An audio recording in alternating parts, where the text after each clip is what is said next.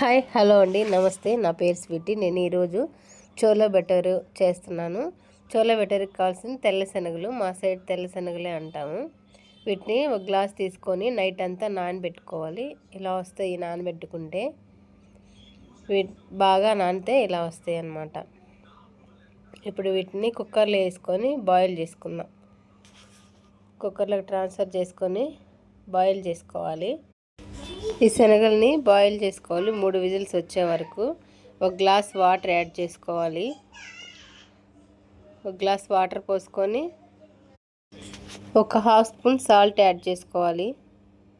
Salt వేసుకొని lid పెట్టేసుకొని 3 whistles వచ్చే వరకు బాయిల్ చేసుకోవాలి.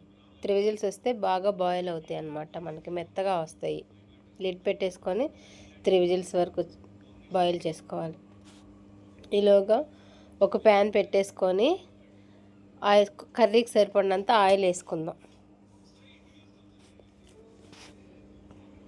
ఈ కర్రీకి కొంచెం ఆయిల్ అనేది ఎక్కువగానే పడుతుంది. ఆయిల్గా ఉంటే బాగుంటుంది, కర్రీ కూడా టేస్ట్గా ఉంటుంది.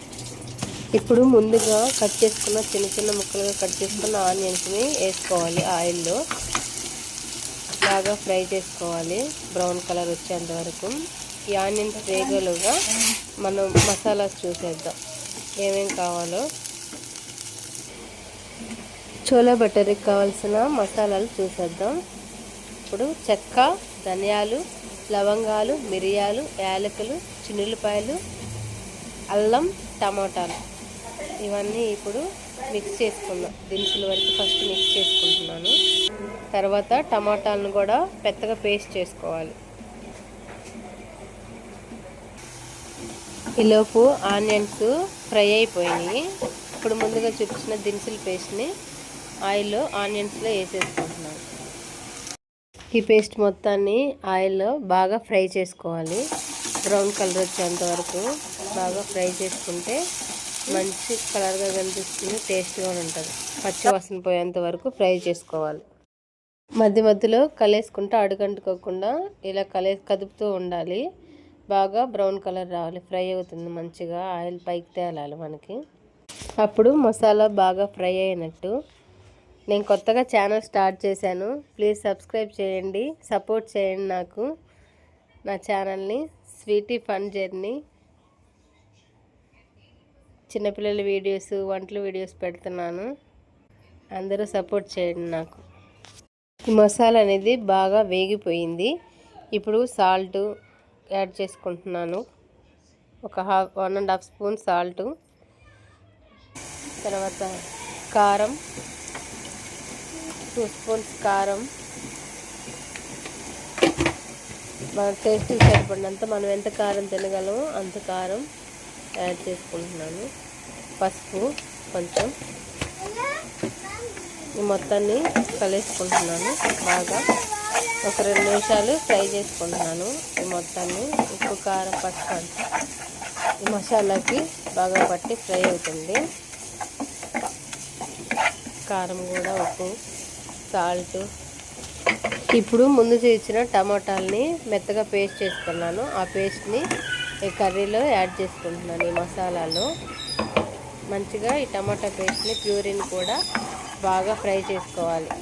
పచ్చివాసన పోయేంత వరకు బాగా ఫ్రై చేసుకొని, ఈ టమాటా ప్యూరీ బాగా ఉడికి నూనె అనేది పైకి తేలుతుంది.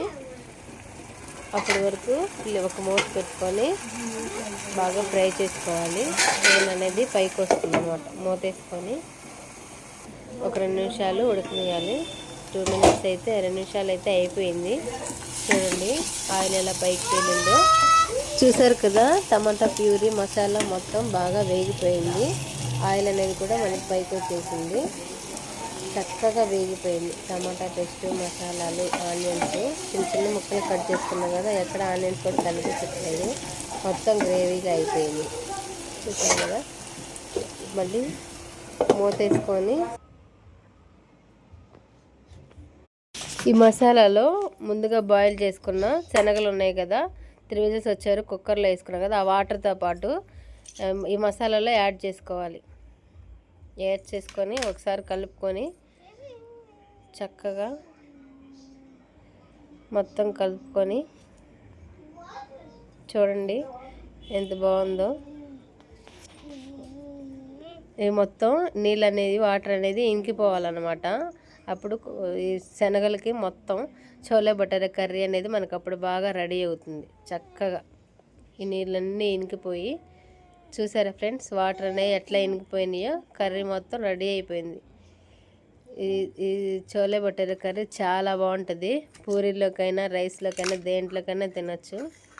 నేనైతే పూరీలు చేశాను. పూరీలోకి తిన్నాం. చాలా చాలా టేస్ట్గా ఉంది. ఓకే, బాయ్ అండి. నా ఛానల్ని కొత్తగా ఎవరైనా చూస్తున్నంటే సబ్స్క్రైబ్ చేయండి, లైక్ చేయండి.